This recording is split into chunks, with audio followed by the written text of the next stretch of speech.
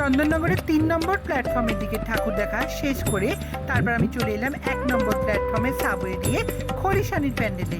কিন্তু খলিশানির প্যান্ডেলটাও এখানে মেকিং পর্যায়ে ছিল, ওই জন্য আমরা পুরো প্যান্ডেলটা তো দেখতে পারিনি, কিন্তু ওদের ঠাকুরটা আমরা পেছন থেকে গিয়ে ঘুরে দেখলাম।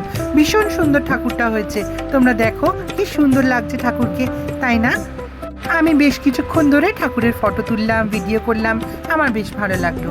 ওখান থেকে শুরু করে আপনজন ক্লাবে চলে গেলাম।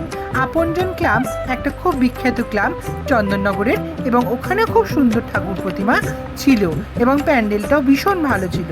দেখো আর তোমরা জানিও তোমাদের কেমন লাগলো।